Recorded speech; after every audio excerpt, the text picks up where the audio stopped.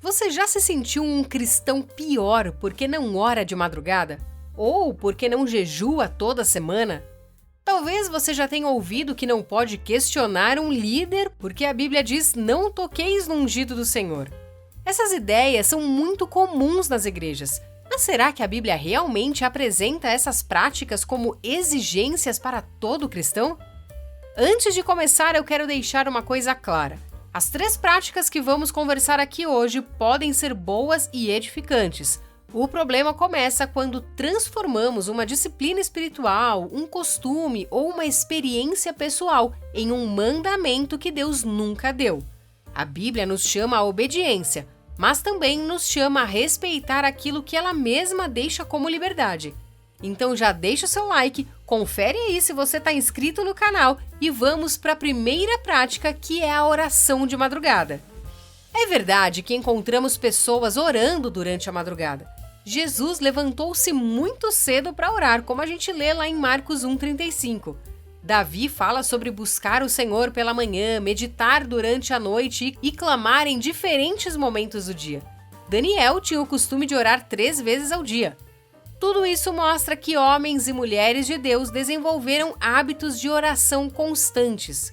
O que a Bíblia não faz é transformar esses exemplos em uma regra para todos os cristãos. Quando Jesus ensina sobre oração em Mateus 6, ele fala sobre sinceridade, humildade e confiança no Pai, mas não determina um horário específico. Em Efésios 6,18, Paulo orienta os cristãos a orarem em todas as ocasiões. Em 1 Tessalonicenses 5,17, ele resume dizendo: orem continuamente.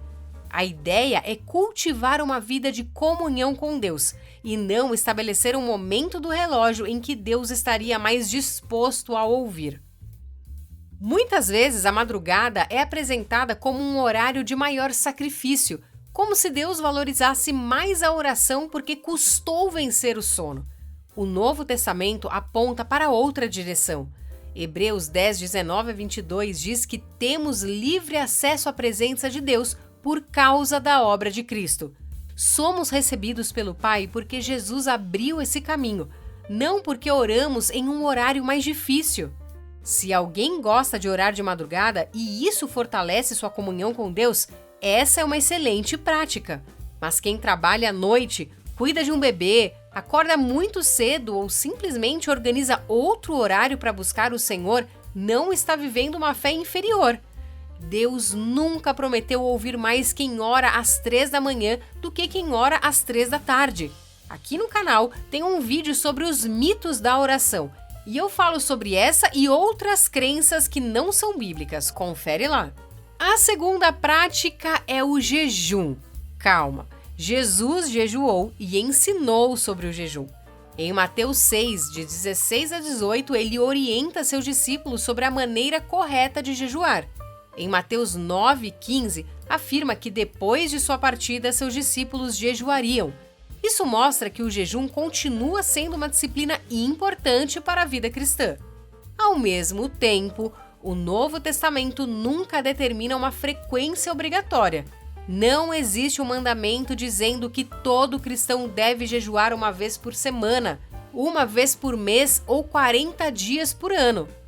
Em Atos, vemos a igreja jejuando em momentos específicos de oração, consagração e envio de missionários. O jejum aparece como uma resposta voluntária diante de determinadas circunstâncias, e não como uma obrigação para medir espiritualidade das pessoas. Isso também nos ajuda a entender Isaías 58. O povo estava jejuando, mas continuava vivendo de maneira injusta. Deus mostra que o jejum sozinho não produz uma vida piedosa. Ele deve caminhar junto com arrependimento, misericórdia e obediência. Às vezes, ouvimos que Deus se agrada do nosso sacrifício, como se o sofrimento do jejum tornasse nossa oração mais aceitável. A Bíblia ensina que o sacrifício pelos nossos pecados já foi oferecido por Cristo de uma vez por todas. Hebreus 10 deixa isso muito claro. Continuamos oferecendo a Deus a nossa vida, nosso louvor e nossa obediência como sacrifícios espirituais, mas nunca para completar aquilo que Jesus já realizou na cruz. Jejuar continua sendo uma prática preciosa, apenas não devemos colocar sobre todos uma obrigação que a própria Escritura não colocou. Aqui no canal tem vários vídeos sobre jejum. E se você quiser um sobre os mitos do jejum, deixa aqui para mim nos comentários. E a terceira prática também é um grande perigo. Não toqueis no ungido do Senhor. Essa frase aparece em Salmo 105:15.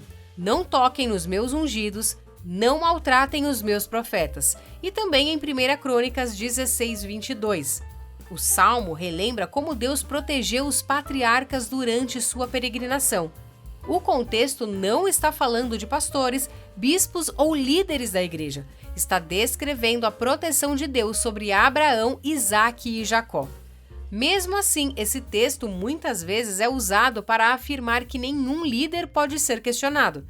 Essa mesma ideia aparece na história de Davi e Saul. Em 2 ocasiões, Davi teve a oportunidade de matar Saul, mas se recusou porque reconhecia que ele ainda era rei ungido por Deus. O ponto do texto é que Davi não quis tomar o reino pela força, nem se vingar com as próprias mãos.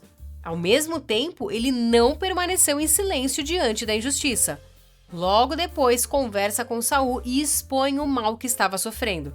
Portanto, esse episódio ensina respeito sim pela autoridade e confiança na justiça de Deus, mas não estabelece que líderes nunca possam ser avaliados, corrigidos, questionados ou confrontados à luz da palavra.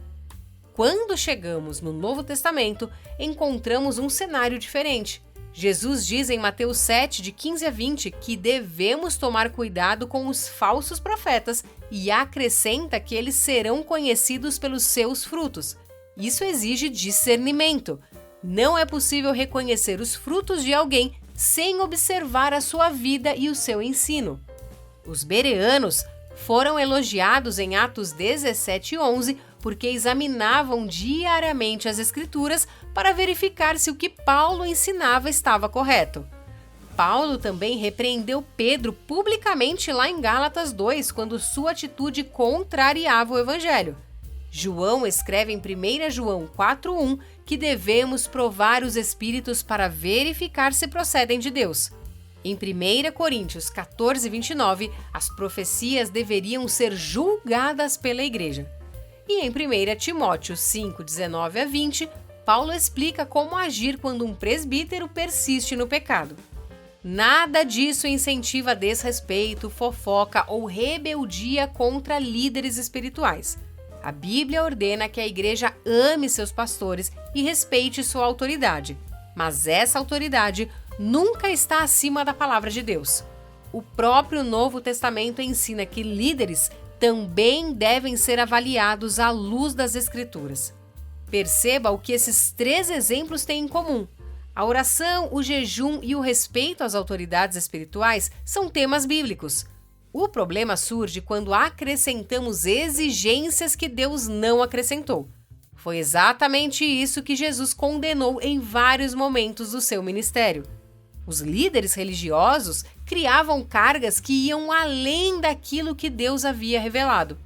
A maturidade cristã não consiste em multiplicar regras. Ela consiste em conhecer a palavra, obedecer ao que Deus realmente ordenou e exercer com sabedoria a liberdade que Ele também nos concedeu. Quando a Bíblia fala, nós obedecemos. Quando a Bíblia deixa espaço para a liberdade, nós não devemos transformar preferências pessoais em mandamentos divinos.